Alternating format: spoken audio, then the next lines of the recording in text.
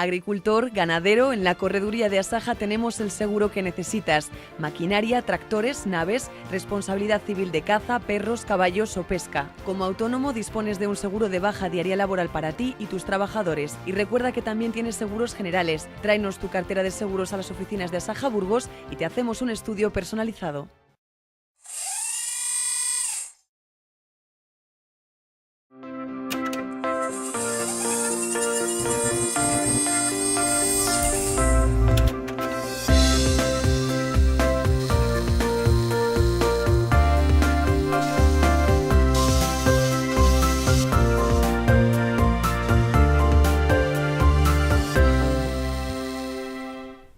Nos encontramos muy cerquita de Gumiel del Mercado, estamos en pleno tiempo de vendimia y estamos con Manuel del Rincón para que nos hable un poco de cómo ha comenzado. Muy buenas, Manuel. ¿Qué tal, Carmen? Hola. Cuéntanos, ¿cuántos días lleváis ya vendimiando? Bueno, en nuestro caso concreto llevamos 3 días vendimiando, pero bueno, Ribera del Duero lleva aproximadamente ya unos 10 días incluso desde las zonas más tempranas. Una vendimia que este año se está retrasando un poco, ¿verdad? ¿Por qué? Sí, efectivamente. Bueno, llevábamos ya un retraso inicial desde la época de brotación, porque el invierno fue muy lluvioso, la brotación fue tardía, llevamos un retraso desde el principio y estas ayudas finales, las lluvias finales, pues nos han retrasado un poquito más, sí.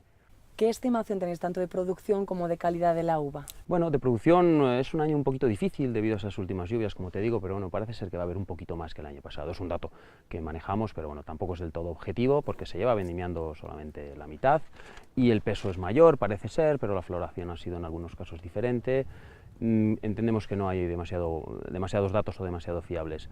Y en cuanto a calidad, bueno, pues hay 2 calidades este año. El que realmente tiene problemas o pueda tener algún problema de podredumbre, pues la calidad va a ser inferior, pero el resto en principio es un buen año y vamos a tener buena calidad. Decías, Manuel, que habéis vendimiado la mitad. ¿Cuánto es eso y cuántos kilos de uva habéis podido recoger? Y sobre todo, si nos lo puedes comparar con datos del pasado año. Sí, aproximadamente llevamos unos 50 millones de kilos, lo que pasa es que los datos se van actualizando continuamente en toda la DO, pero bueno, otros años en estas fechas estaba prácticamente todo, si hablamos de los últimos años, porque es cierto que este es un año en el cual las fechas están siendo muy parecidas a lo que eran hace 20 años, ¿verdad? Pero bueno, es cierto que los últimos años ya se habían adelantado demasiado y este vuelve a ser un poco más común con respecto a aquellos años.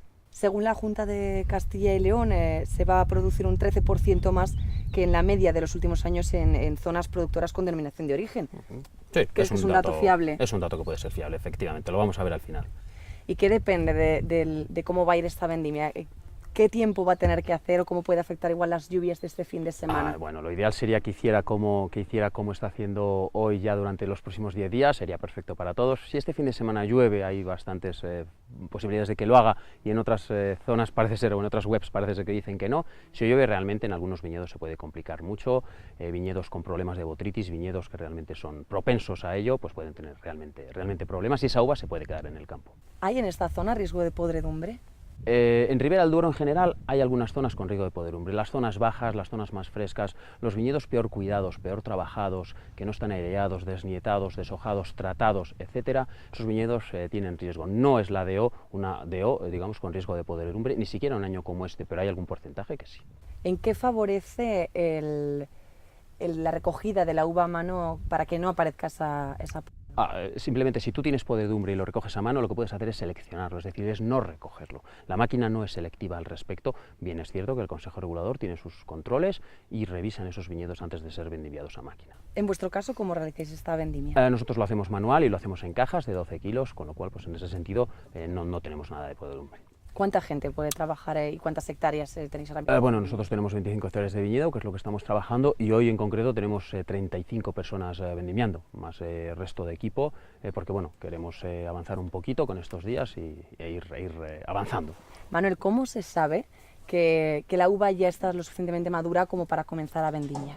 Lo que hacemos realmente son 2 tipos de controles, unos analíticos, es decir, cogemos muestras en campo de forma aleatoria, los llevamos a un laboratorio y vamos analizando esos datos, y por otro lado también tenemos una segunda que es un poquito más subjetiva, que es la propia cata o la propia visita al viñedo, que nos da, digamos, unos parámetros en cuanto a color, en cuanto a estructura, etcétera, en cuanto a cata, que nos marcan, digamos, ese estado ideal de madurez.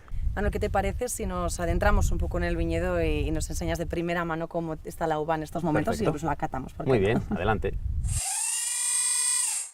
Manuel, un viñedo precioso el que estamos viendo por el colorido, por la extensión, porque no se ve el final. Así es. Cuéntanos, Manuel, enséñanos esa uva y y muéstranos por qué se encuentra en el punto exacto de maduración. Ok, perfecto, muy bien. Bueno, pues como veis, aquí estamos dentro del viñedo. Es una época bastante bonita, época otoñal. Hay acumulación de antocianos, que son esos tonos rojizos, esos tonos verdosos y amarillentos de fin de ciclo, ¿no? Es una época bastante bonita, aun con la vendimia, que es una época bastante dura. Lo que vemos es un racimo. Aquí tenemos un racimo tipo, ¿verdad? Y bueno, lo que buscamos un poquito, además de ese análisis del que os hablaba, pues son las características propias de la uva. Si cogemos una uva y la abrimos, realmente pues tenemos la pulpa, que es esta zona acuosa, tenemos el ollejo y tenemos las pepitas. Miramos las pepitas, las vemos si están verdes, si están oscuras, y bueno, de esa manera intentamos obtener datos más o menos objetivos. Un dato bastante interesante este año, es un dato bastante bueno, es que tenemos bastante color, vamos a tener bastante color, prácticamente todos los viñedos. Si haces una pequeña prueba casera, que es este movimiento, pues bueno, ves que tenemos mucho color. Ese color implica estabilidad, implica taninos, implica antocianos, etcétera, y son en principio positivos. Lógicamente tiene que corroborarlo el vino y tiene que corroborarlo el análisis, pero realmente, bueno, pues tenemos un año, la madurez ya está perfecta y podemos vendimiar, por eso estamos. ¿Depende del tamaño también o...? Sí, es más interesante en principio para vinos de guarda o para vinos de alta gama, tamaño de uva más pequeño. ¿Por qué es interesante? Porque hay más relación pulpa-ollejo, es decir, esa parte central es, en uvas grandes es más proporcional, y en uvas pequeñas la parte más abundante, digamos, que es el ollejo. Y el ollejo es lo que marca la calidad de los vinos de guarda, porque es lo que hace que esos vinos se puedan criar y que puedan durar en el tiempo, que tengan estructura y que sean elegantes en boca. ¿En qué momento empezáis a hacer este tipo de pruebas o de catas? Las pruebas, digamos, analíticas las llevamos haciendo ya 25 días para ver un poquito la evolución, y las de cata, pues continuamente en cuanto se pueden comer, ya llevamos como 20 días dando vueltas en el campo, con los datos en una mano, probando y catando en el otro y decidiendo el momento. ¿Puede variar mucho la calidad de la uva en estos días? No puede variar ya demasiado, porque digamos que la uva prácticamente está terminada y ya la evolución es definitiva. Solamente puede evolucionar a peor si se estropea, pero bueno, no va a ser el caso porque estamos teniendo unos días bastante buenos. Manuel, cuéntanos, ¿qué es lo más duro de trabajar en la vendimia? ¿Qué horarios lleváis o cómo os organizáis? Para que la gente también en casa se haga una idea. Sí, bueno, lo más duro de la vendimia es que primero estamos trabajando con un producto perecedero que hay que recoger en pocos días, y si no lo recoges se estropea, y es el trabajo y el fruto de todo el año, ¿no? Realmente tienes que manejar muchísimo personal de golpe, es bastante complejo, todo el mundo queremos tener mucho personal, mucha maquinaria, y es un trabajo que solo haces una vez al año, con lo cual la experiencia es casi olvidada, ¿no? Con lo cual se hace bastante duro y es una época complicada, pero a la vez es muy bonita, y cuando terminamos nos damos cuenta de que hemos disfrutado bastante. Trabajo muy físico además también, ¿no? Sí, los vendimiadores lógicamente trabajan muchísimo, trabajan 8 o 9 horas en campo, vendimiando continuamente, moviendo cajas o moviendo cunachos o cestas para cargar a los remolques. Es un trabajo duro, sí. Además te hablaba de horarios, pero imagino que apenas existirán horarios. Me imagino que un día como hoy que ha salido bueno tenéis que aprovechar, y si son 8, sí, o sea, 10 horas en lugar de 8, mejor. Exacto, efectivamente. Si un día de estos podemos vendimiar por la mañana y ya no hay agua en los racimos, que es fundamental, pues podemos empezar a vendimiar e intentamos terminar cuando no nos deja ver prácticamente, ¿no? Eso Manuel, es. pero al final supongo que, como decías, es un trabajo con el que uno que acaba sintiéndose realizado, ¿no? Y satisfecho, claro, del resultado. Sin ninguna duda, durante todo el año hemos trabajado mucho en estos viñedos, hemos tomado muchas decisiones muy importantes en un año complejo como este por el agua de primavera, con lo cual al final pues ves el fruto y ves los resultados y te alegras y realmente lo disfrutas, sí. Manuel, pues muchísimas gracias. Muy bien, gracias a vosotros.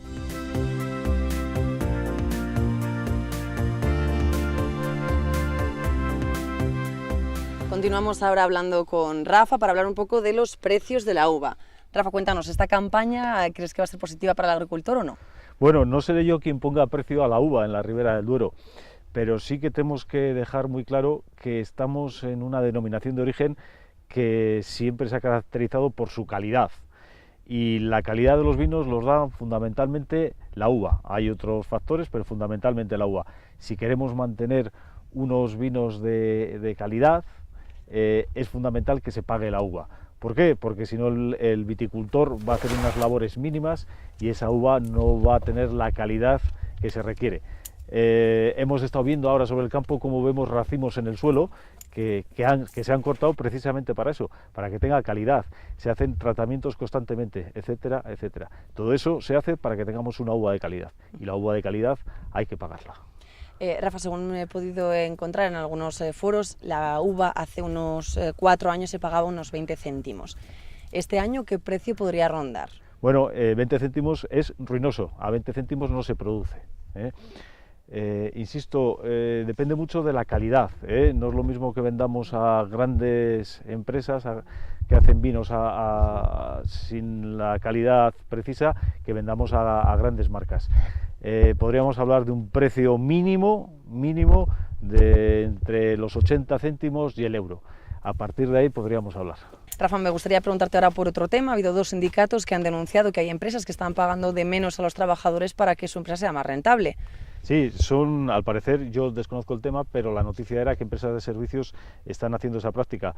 Desde Asaja tenemos que pedir simplemente que se cumpla la legalidad, que se cumpla lo establecido en el convenio colectivo agropecuario que regula la relación entre el empresario y el trabajador. Incidir e insistir en que desde Asaja gestionamos la contratación de vendimiadores a muchos viticultores. Podemos realizar alrededor de 300, 400, 500 altas en seguridad social de vendimiadores y dejar muy claro que en esos contratos que gestiona Asaja se cumple fielmente la legalidad vigente. Rafa, ¿y qué nos puedes decir sobre, creo que querías hablar sobre un nuevo recorte de la PAC? La Junta de Castilla y León tiene previsto hacer un pago del 50% de la PAC que los agricultores realizaron en el 2013. Pues esos agricultores se van a encontrar con una sorpresa, y es que van a encontrarse que les van a rebajar un 4% su ayuda, un 4% por una imprevisión, en este caso de Bruselas, de la Comisión Europea, que no ha hecho bien sus cálculos y ve que sus presupuestos no llegan. Y lo que han hecho ha sido recortar un 4% a todos los agricultores en Castilla y León.